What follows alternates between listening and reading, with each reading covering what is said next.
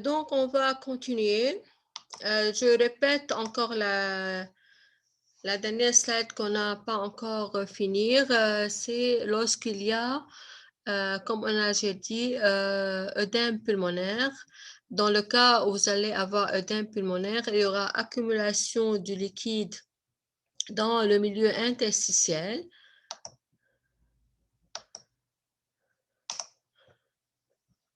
Donc, il y aura du liquide dans le milieu interstitiel et ce liquide-là, il va augmenter donc l'espace entre la paroi alvéolaire et la paroi des capillaires, ce qui va donc entraîner une vitesse d'écoulement très,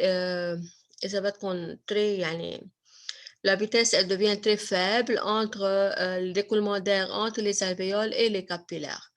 Donc c'est le cas donc maintenant c'est le cas où on aura un œdème pulmonaire. Comme ça, on finira tous les facteurs qui peuvent influencer la ventilation et les voies aériennes. Oui, oui. حدا سألني سؤال؟ Non? Non, docteur. Ok. Donc, comme ça, maintenant, on Docteur, finit. Oui. oui, moi j'ai une question.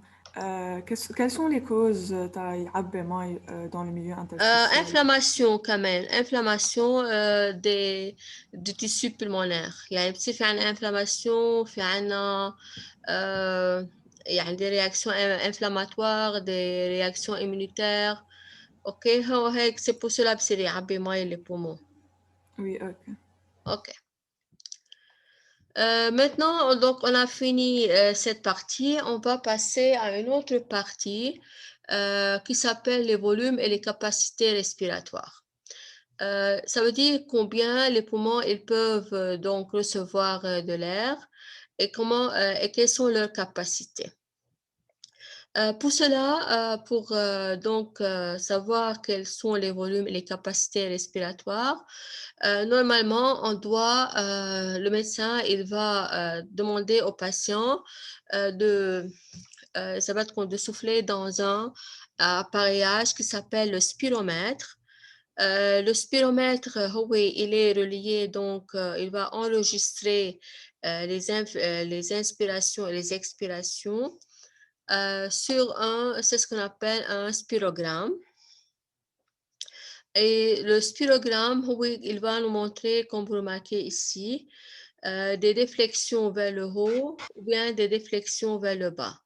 Alors, si on a une déflexion vers le haut, ça veut dire que c'est une inspiration.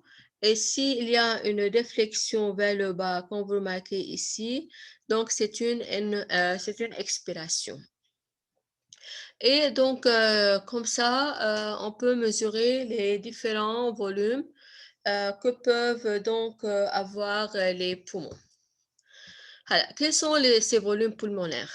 On a en général 4 volumes pulmonaires et 4 capacités pulmonaires. On va commencer tout d'abord avec les volumes pulmonaires. Le premier volume, il s'appelle le volume courant, ou bien aussi appelé volume tidal. Ça veut dire c'est VT. Ce volume-là, c'est le volume d'air expiré et inspiré à chaque respiration normale. À chaque fois qu'on a une respiration normale, on va inspirer et expirer l'air. Et ce volume-là qui est échangé entre le poumon et l'air extérieur pendant un cycle respiratoire est égal à 500 millilitres chez un homme jeune normal. Donc, ça s'appelle le volume courant. Le deuxième volume, il s'appelle le volume de réserve inspiratoire. Ça veut dire que c'est un volume d'air supplémentaire à celui qui peut être inspiré au-delà du volume courant normal. Ça veut dire que c'est la quantité d'air qui peut être inspirée plus que l'inspiration normale. Mais lorsqu'on fait une inspiration forcée dans ce cas-là. Et ce volume-là, il s'appelle le volume de réserve inspiratoire. et qu'il est environ égal à 2,5 litres chez l'homme. Le troisième volume, c'est le volume de réserve expiratoire. Ça veut dire c'est la quantité d'air qu'on peut expirer après une expiration forcée. Donc, bien sûr, à la fin d'une expiration normale. Et ce volume, il est normalement égal à 1500 millilitres chez l'homme jeune. Et le dernier volume, c'est le volume résiduel. Ça veut dire que c'est un volume qui reste toujours dans les poumons après même une expiration forcée. Et ce volume, il est égal à 1500 millilitres environ chez l'homme. Donc, maintenant, si on regarde cette figure, il vous montre donc tous les 4 volumes avec les capacités respiratoires. Tout d'abord, on commence avec le volume courant. Donc, ici, vous remarquez, donc c'est le volume total que peuvent avoir les reins, c'est de 6000, dans ce cas-là, millilitres, ça veut dire c'est 6 litres. Donc, on a, pour le volume courant, on a, comme on a déjà dit, c'est 500 millilitres. Le volume de réserve inspiratoire, ça veut dire c'est 2500 millilitres. Donc, c'est le volume de réserve inspiratoire, مثل ما شفنا هون.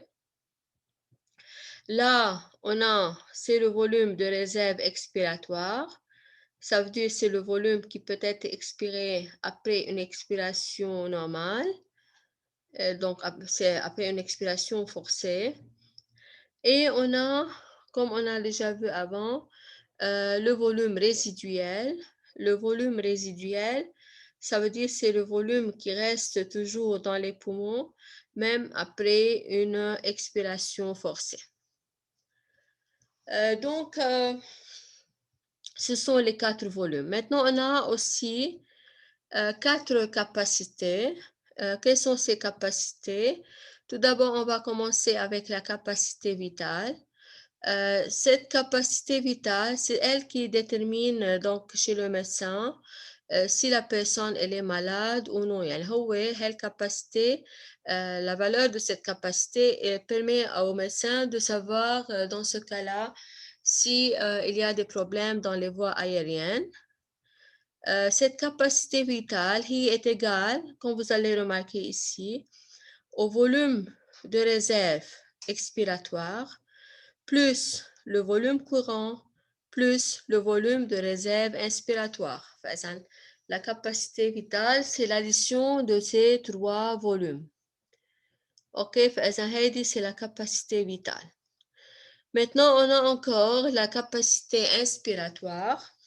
Bon, docteur, Oui. vous pouvez répéter la capacité vitale, elle est égale à quoi? La capacité vitale est égale au volume de réserve expiratoire plus le volume courant plus le volume de réserve inspiratoire.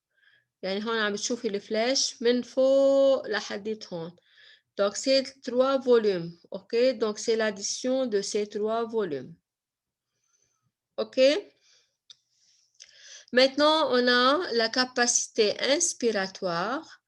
Donc, la capacité inspiratoire, ça veut dire c'est le volume courant avec le volume de réserve inspiratoire. Donc, c'est l'addition de ces 2 volumes. بنسميها la capacité inspiratoire. On a la capacité résiduelle fonctionnelle. Cette capacité est égale au volume de réserve expiratoire plus le volume résiduel. OK, فإذن c'est le volume de réserve expiratoire plus le volume résiduel, c'est la capacité résiduelle fonctionnelle. La dernière capacité, c'est la capacité pulmonaire totale. Donc, ça veut dire c'est l'addition de tous les volumes. يعني عم نحكي هون volume résiduel, volume de réserve expiratoire, volume courant et le volume de réserve inspiratoire. C'est l'addition de tous les volumes. OK, فإذا هودي لازم تعرفوهم les volumes et les capacités. Alors, c'est pas nécessaire de savoir vraiment quelle est la valeur de chaque volume et capacité, mais il faut savoir leur définition. Il faut, c'est quoi le volume respiratoire, le volume courant, c'est quoi le volume de réserve expiratoire, et ainsi de suite. OK, donc il faut les connaître. يعني même si je vous donne par exemple un graphe comme celui-là, لازم تعرفوا وين موجودين les différents volumes et les différentes capacités. OK? Donc, on a fini avec ces volumes et capacités. On a encore, c'est ce qu'on appelle le volume respiratoire par minute. C'est quoi le volume respiratoire par minute? Ça veut dire, c'est comme la fréquence cardiaque dans le système cardiovasculaire. Ça veut dire le volume d'air. Oui. سريع بقتشك دكتور بس هلا الساعة 10 انقطعت تقريبا عن كذا رحت عند الكهرباء كمان.